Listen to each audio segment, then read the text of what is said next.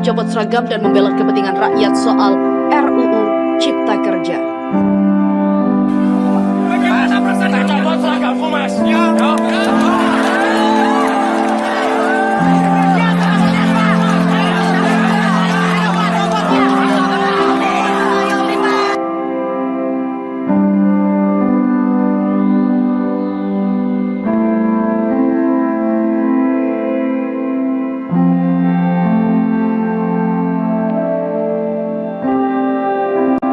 Kalian ini pemimpin-pemimpin Indonesia ini,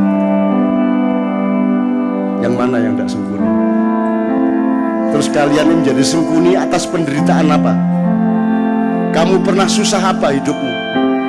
Kamu itu atas nama penderitaan yang bagaimana sehingga kamu jahat kepada rakyat itu? Apa alasan sejarahmu? Kalau sengkuni ada alasannya untuk jahat. Sementara kita dipimpin oleh sengkuni-sengkuni yang tidak punya alasan sejarah untuk jahat kepada rakyatnya. Kamu pernah menderita? Wong kami yang tidak pernah utang seperti anak-anak utang. Kamu tidak pernah kredit seperti mereka. Kamu lancar-lancar saja kok. Gitu? Kamu juga anak orang yang tidak miskin, cukup kaya sehingga kamu bisa nyalon kok. Urusanmu sama uang-uang besar. Atas nama apa kamu jahat kepada rakyatmu? Apa alasan sejarahmu?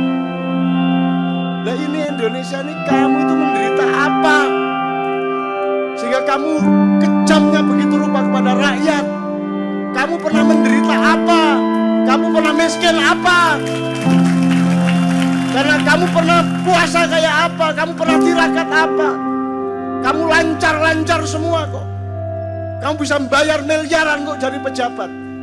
Apa alasanmu untuk jahat kepada rakyat?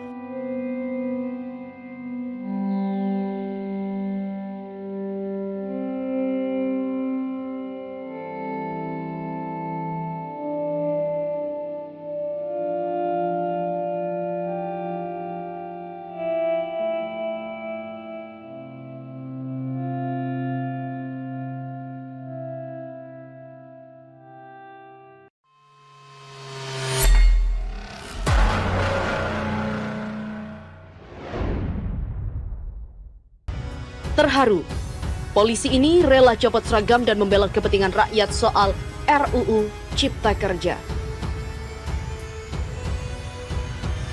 Mahasiswa pamit dan peluk hangat polisi usai demo di Senayan. Pak Polisi, kami pulang dulu.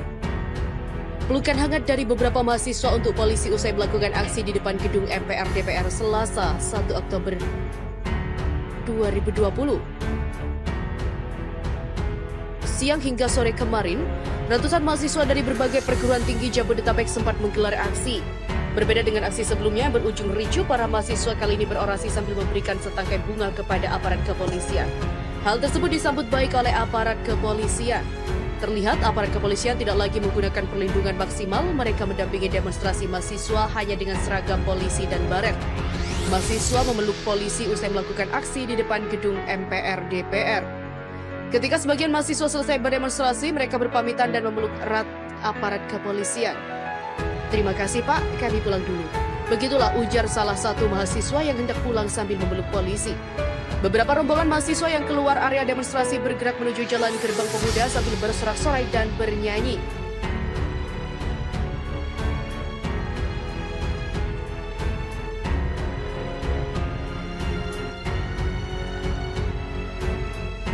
Dan berikut ini adalah 9 fakta demo mahasiswa di sejumlah wilayah di tanah air. Anak pang dan juga pelajar ikut demo di Salatiga. Gabungan mahasiswa Universitas Kristen Satya Wacana UKSW STAMA dan IAIN Salatiga dan puluhan anak pang menggelar aksi unjuk rasa di gedung DPRD Kota Salatiga pada Senin kemarin. Salah seorang anak pang yang turut berorasi, Yuka, menyoroti tindakan represif aparat dan pasal pemidanaan gelandangan. Negara terlalu campur tangan dalam urusan pribadi rakyatnya, sementara hal-hal yang menguras kekayaan negara diserahkan pada korporasi hingga kapitalisme menggurita. Sementara itu, Christian Prabowo, salah satu pelajar, mengaku memanfaatkan libur sekolahnya dengan ikut aksi bersama mahasiswa. Yang kedua adalah ibu hamil tertembak saat demo di Kendari.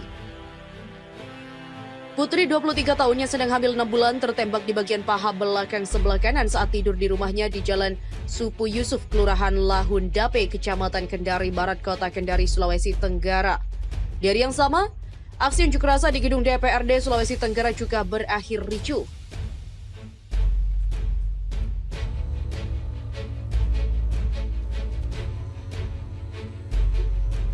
Zainal Arifin, suami dari Putri, mengatakan saat kejadian di gedung di bengkel depan rumah, ia mengaku hanya mendengar bunyi seng, lalu disusul suara teriakan istri dari dalam rumahnya. Yang ketiga adalah siswa ditolak gabung demo mahasiswa di Aceh. Puluhan siswa SMKN 1 Benar Meriah ikut berkumpul bersama massa dari mahasiswa di Komplek Lapangan Panjatebing di Musara Alun, Takengon, Aceh Tengah. Namun para siswa tampak kecewa saat koordinator lapangan Agung mempertanyakan kehadiran para siswa ke lokasi itu. Pihaknya juga tidak setuju jika para siswa melanggar peraturan sekolah dengan membolos dari jam pelajaran sementara mereka tidak mendapatkan izin dari pihak sekolah. Yang keempat adalah di Palopo, satu polisi luka di bagian mata. Petugas mengamankan seorang pengunjuk rasa yang diduga provokator saat demo di depan gedung DPRD Kota Palopo, Sulawesi Selatan. Bentrokan terus memanas di lapangan Pancasila, petugas pun berhasil menghalau massa. Saat ricuh, seorang polisi mengalami luka bagian mata akibat lemparan batu. Korlap aksi Al-Ghazali mengatakan unjuk rasa ini dilakukan untuk menolak undang-undang yang baru saja disahkan dan meminta kepada Presiden RI untuk mengevaluasi Kapolri serta Menko Polhukam. Yang kelima adalah di Samarinda, 3 anggota DPRD dikurung massa. 3 anggota DPRD Kalimantan Timur atau Kaltim dikurung dalam kerumunan massa saat aksi demo di depan gedung DPRD Kalimantan. Mereka adalah Rusman Yakub P3, Sarkawi Golkar, dan Syafruddin PKB yang menyambangi massa yang tengah berorasi. Karena tidak diberi kesempatan bicara, mereka kembali ke areal gedung Dewan. Di saat yang bersamaan, massa membuat barisan barikade dan berdiri bersimpul menutup jalur untuk mereka. Beberapa personil polisi dan Satpam DPRD keluar dari barisan menjemput ketiganya dari kerumunan massa. Yang keenam adalah di Bandung, demonstran robohkan pagar gedung Dewan. Aksi unjuk rasa di Jalan Diponegoro, Kota Bandung, Jawa Barat kembali ricuh. Sekitar pukul 17:10 waktu Indonesia Barat, massa gabungan terlibat gesekan dengan aparat keamanan yang berada di gedung DPRD Jabar.